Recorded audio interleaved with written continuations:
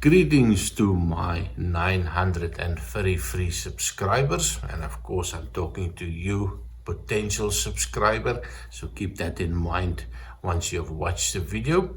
If you like the content, give it a like and give it a subscription.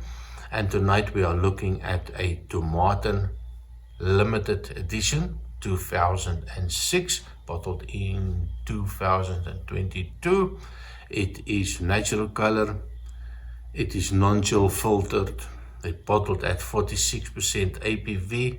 Spent a good couple of years in the finishing on Madeira cask. This is also part of the Tomatin, and I'm not sure if I pronounce it correctly, but I'm sure it's very close, and it's part of the Portuguese collection. So quite looking forward to give this one a nose and a taste. And of course came well prepared. I am at quite a noisy hotel, so if you hear a little bit of banging, it's not somebody that I'm hiding in a closet. It's an old hotel, really old hotel, wooden floors, beautiful outside, beautiful on the inside, but of course a family of elephants is living upstairs in this hotel, so quite a noisy one. So hear the banging, just ignore it, and I'm not going to stop every time they start running across the roof. But anyway, the whiskey came prepared, like a good Boy Scout. It's not always possible to find some whiskies in some of the countries that I visited. So going to be a short review. The Tomatin 15-year-old Madeira cask. Cheers. Looking at the color, I know again a little bit of a yellow light in the hotels, always terrible, and of course the terrible glasses that you have in most of the hotels. But color-wise, it's quite a nice dark one. I expect that one, natural color, so everything that you see is natural. And but there is a little bit of an amber color going. And once I've poured it, immediately that lovely sweetness came out already. A little bit of maturity that actually came out. So quite looking forward to give this one a try. So cheers. It is lovely. There's great sweetness, and it needed a little bit of time, maybe 5 minutes after the pour. You get this lovely sweetness coming out. A little bit of raisins coming out. There's a little bit of a apple note. There's definitely some honey, some deep, rich, dark honey note that appears on the nose. Even in this totally wrong glass to do your nosing, it just fills the room, it fills the nostrils, the sweetness of that. So I do like it, but definitely fruit forward, but that dark fruit forward notes are coming out. There's a little bit of a woodiness, there's a little bit of a polished note coming out, a little bit of a dusty note coming out. A little bit of an apple, maybe even going to a little bit of a toffee apple note. A little bit of a butterscotch note. A little bit of a vanilla note coming out. But very inviting. And that dustiness, it just gets elevated a little bit. Really nice on the nose as well. So on the taste, cheers. Wow, it's quite sweet, and I didn't expect that.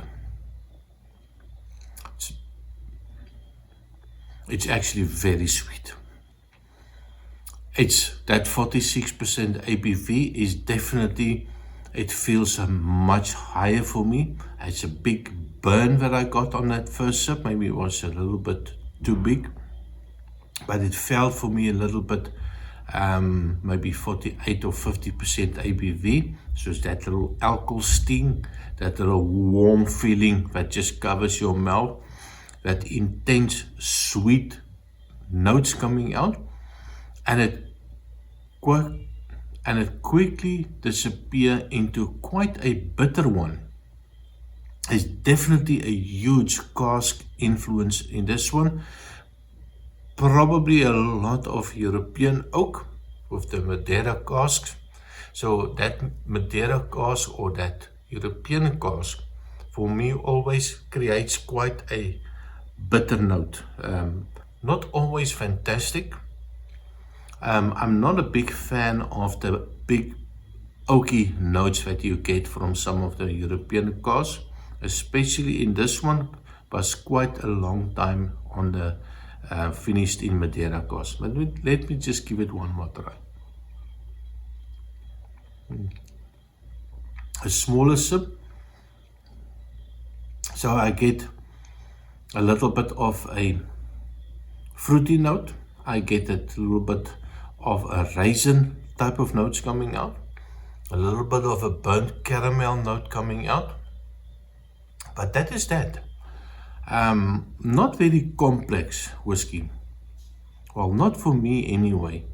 It is sweet, burnt caramel, raisins, a little bit of a, maybe even going into a little bit of a toffee note. I definitely get that oakiness in it. And that oakiness seems to be building up to a certain level, and it's not increasing. So for me, maybe a good thing that they just balance the sweetness with a little bit of a bitter note. Otherwise, it's going to be a little bit too sweet for me. And I never thought I will say today that the whiskey is too sweet. This lovely, lovely note. Let me just give it one more try.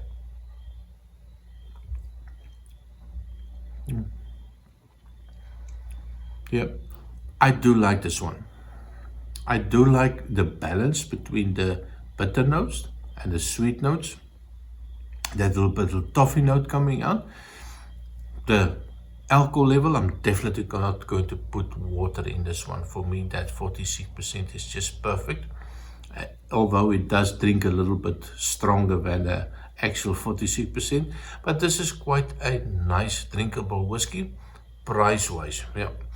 Price-wise, I can still find a bottle for about 95 euros for a bottle. So it is not a bad price for a 15-year-old, but of course it's a little bit on the higher end that I'm actually willing to pay for a 15-year-old.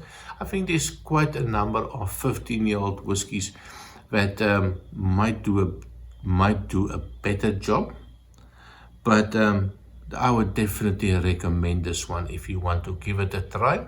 Let me know in a comment what do you think. Have you tried this one before? Is it something that you would recommend? So for those potential subscribers, I hope you liked my video. Remember to like and subscribe, and I see you next time. Cheers.